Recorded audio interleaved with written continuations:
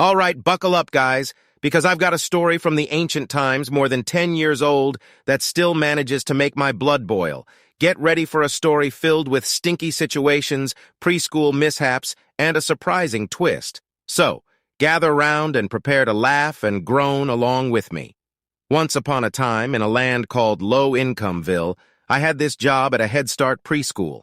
The pay wasn't great, but man, oh man, did I love that gig. I loved those little rascals so much that I'd occasionally waltz in on my days off, because who needs a break when you can have fun, right? We had kids from all walks of life, from the local homeless shelter, new immigrants, and even little terrors expelled from other preschools. We were like the Avengers of preschools, taking in everyone and having a blast. Now let me introduce you to my co-teacher, Shelly. We got along okay, not like peanut butter and jelly, but more like pickles and ice cream. Anyway, Shelly went through some strange transformations over the years. The most puzzling one was her newfound aroma. You see, our preschool was located in an old church with high ceilings, and some days I could literally smell Shelly's presence before even setting foot in our classrooms. It was so bad that it could knock you out, and to make things worse, we had completely different fashion styles. Picture this. I'm rocking jeans and a cool t-shirt, and she's all dressed up like she's going to a red carpet event. So, anyone walking in would probably think, hey, that smell must be coming from the fashion diva in the fancy dress. Oh, the injustice. But hey, I tolerated it because what choice did I have? There was no HR department in our small preschool, and I didn't want to be labeled the rude tattletale. So I soldiered on, armed with nose plugs and lots of air fresheners. Now, the real trouble started when our supervisor, let's call her Supergirl, made a financial blunder and got herself canned. Don't worry, she landed on her feet and is living her best life, but that's not the point. The point is that the powers that be offered me the job, but I declined because I knew deep down that I had zero admin skills. So, who do you think they turned to next? Yep, good old Shelly. And she gladly accepted the position. At first, I was relieved because it meant I wouldn't have to deal with her stench anymore. Hallelujah! But wait, my young friends, that's when everything took a turn for the worse. Shelly, with her newfound power, decided to partner our preschool with a huge community health center, CHC. Suddenly, we went from being an independent preschool run by a bunch of old church ladies to becoming part of a mega organization with more staff than you can count. There were some small benefits, like a slightly better benefits package, but the pay decrease was definitely not a joke. It was like getting a smaller candy bar with the same price tag. Not cool at all. But the real catastrophe was just getting started. Brace yourselves, because all the fun and adventure we used to have got crushed like a bug under a shoe. Our exciting monthly trips to the library?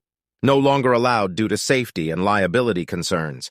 Our epic water play days with kiddie pools and sprinklers. Banned by the CHC because they couldn't handle the spontaneity of fun. And our thrilling field trips to museums and parks? Shut down because someone thought they were too risky. Can you believe it? They took away all our joy. And then, my dear amigos, things took a nosedive like a roller coaster with a broken track. Our student numbers began to dwindle, and they weren't getting replaced. Our beloved preschool was slowly turning into a ghost town. You might think, oh well, that's just a temporary hiccup, right? Wrong! This hiccup lasted for months, and it sent shivers down our spines. The CHC started breathing down Shelly's neck, but even that didn't snap her out of her slump. I remember arriving one morning to hear Shelly shouting at someone from the CHC. It was like a live episode of a preschool-themed reality show. Drama everywhere. And guess what?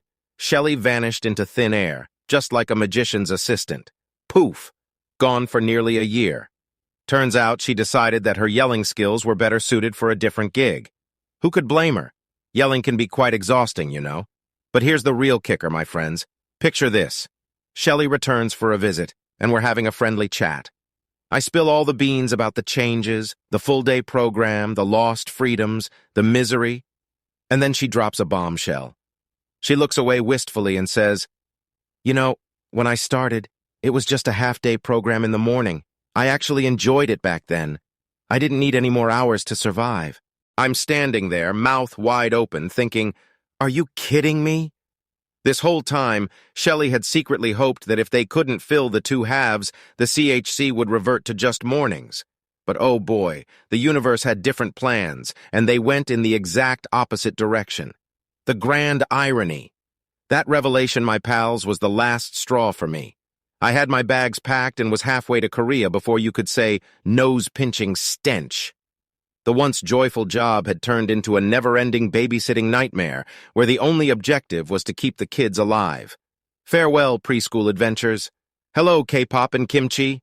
And that, my friends, is the story of how a beautiful job turned into a chaotic disaster. May you never have to experience such shenanigans in your own lives. Stay curious, keep learning, and never let anyone ruin your fun. Peace.